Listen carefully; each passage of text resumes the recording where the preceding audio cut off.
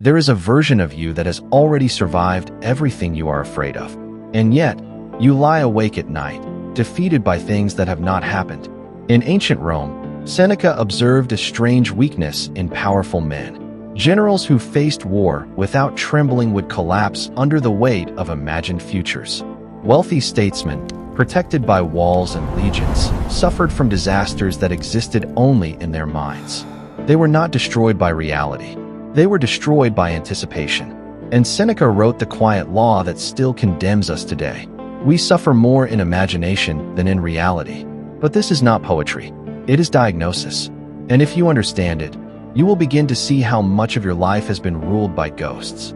Chapter 1. The problem. There is a modern man, or woman. It does not matter. They wake up and reach for their phone. Before their feet touch the ground, their mind is already racing. What if I fail today? What if they judge me? What if I lose this opportunity?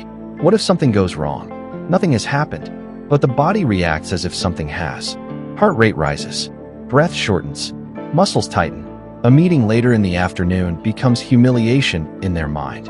A small mistake becomes career collapse. A delayed message becomes rejection. They replay conversations that have not occurred. They rehearse arguments that may never exist. They predict catastrophes with cinematic detail. And then, exhausted from fighting battles that never began, they call themselves stressed.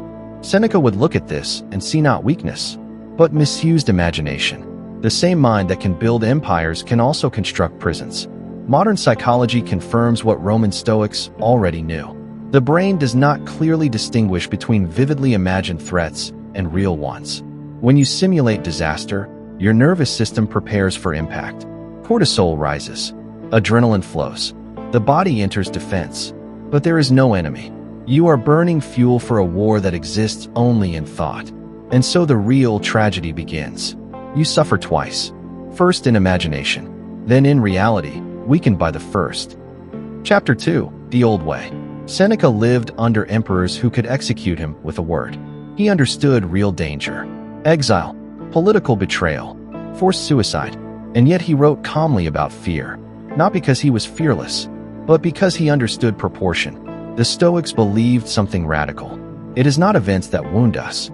It is our interpretation of them. Imagine a Roman soldier standing before battle. He does not imagine every possible way he could die. He does not rehearse every wound.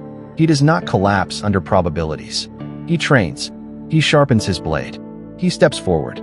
The old Roman mind was disciplined not because life was easy, but because imagination was restrained.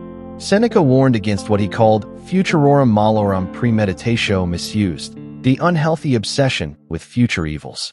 He was not against preparation. He was against indulgence and fear. There is a difference. Preparation is structured. Fearful imagination is chaotic. One strengthens, the other corrodes. The modern mind confuses the two. It calls anxiety being responsible, but responsibility builds plans. Anxiety builds horror films, and you are both director and victim. Chapter 3. The Inner Battle. Here is where it becomes uncomfortable. You are attached to your anxiety. It makes you feel vigilant, serious, important. If I worry, I am prepared. If I imagine worst cases, I won't be surprised. But look closely. Has worry ever prevented an outcome? Or has it only drained you before it arrived? Biologically, your brain evolved to scan for threats. Negativity bias kept your ancestors alive. But evolution did not account for email notifications, for social comparison, for abstract reputational fears. Your nervous system reacts to a critical comment as if it were a predator in the grass. The body does not know the difference. And so the inner battle begins. Reason versus imagination. Seneca would say, you must become a judge in your own mind. When fear presents its case, you cross-examine it. Is this certain? Is this within my control? If it happens, will it truly destroy me? Have I survived worse? Most fears collapse under interrogation, but few people interrogate. They accept the first dramatic story their mind offers. You are not suffering from reality. You are suffering from unchallenged thought. And the Stoic does not tolerate mental tyranny, even from himself. Chapter 4. The Solution. The solution is not blind optimism. Stoicism is not denial. It is disciplined perception. Seneca practiced something powerful. He imagined hardship deliberately, but briefly, clearly and rationally. He would ask, if I lost this wealth, what would remain?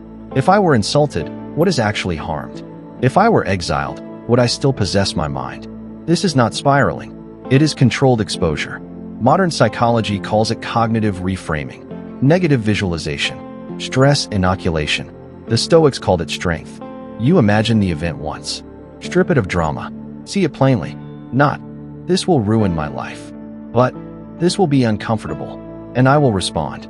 When imagination is guided by reason, it becomes preparation. When imagination runs wild, it becomes torture. The modern mind resists this because it enjoys emotional intensity. Calm feels boring. Catastrophe feels alive. But strength is quiet. The disciplined mind says, I will deal with reality when it arrives, not before. Chapter 5, Consistent Practice. This is not a one-time insight. It is training, like steel forged in repeated fire. Every time you catch yourself spiraling, pause. Name the fear. Write it down. Challenge it. Neuroscience shows that labeling emotions reduces their intensity. When you convert vague anxiety into language, the amygdala quiets. The prefrontal cortex, the seat of reason, activates. You are literally shifting power within your brain. Seneca trained daily through journaling, reflection, mental rehearsal. Consistency turns philosophy into reflex. At first, your mind will rebel. It will say, but what if this time it really is catastrophic? You answer, then I will meet it when it is real. Water shapes stone not through force, but through repetition. So does discipline shape identity. Small victories accumulate invisibly. A single restrained thought, a single calmer response, a single night without rehearsing disaster. These moments seem insignificant, but they compound. Over weeks, your reactions slow. Over months, your fears lose their sharp edges. What once triggered panic now invites analysis. The mind that practiced restraint becomes naturally steady. Chapter 6, The Art of Preparation. The Stoics did not wait for chaos to practice strength. They predecided who they would be. Before insult came, they decided not to be controlled by it. Before loss came, they decided what truly mattered.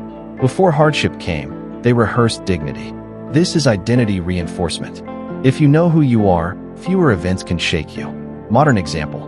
Before entering a stressful meeting, decide, I will remain composed regardless of tone. Before opening social media, decide, I will not measure my worth against strangers. Before starting difficult work, decide, discomfort is part of growth. The Roman soldier did not decide courage in battle. He decided it long before the battlefield.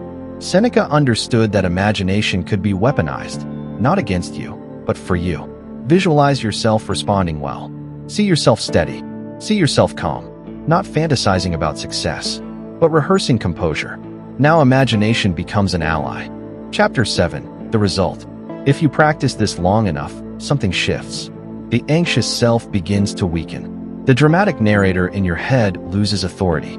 You begin to experience events only once. When difficulty comes, you notice something strange. It is smaller than you imagined, less catastrophic, more manageable, almost ordinary. You realize that most of your life suffering was rehearsal without performance. And in its place, a new identity forms. Not fearless, not reckless, but measured. A person who does not collapse before reality arrives. A person who does not volunteer for unnecessary pain. A person whose imagination serves reason, not the other way around. This is the marble mind. Not cold, not numb, but structured. Seneca did not promise comfort. He promised clarity. And clarity is lighter than fear. So tonight, when your mind begins to project disasters, pause. Ask, is this real? Or am I punishing myself early? Remember the Roman who faced emperors and exile, yet warned that the mind invents sharper blades than fate ever could. You suffer more in imagination than in reality. And once you see it, you cannot unsee it. If this philosophy resonates with you, subscribe for more lessons in the path of Stoicism.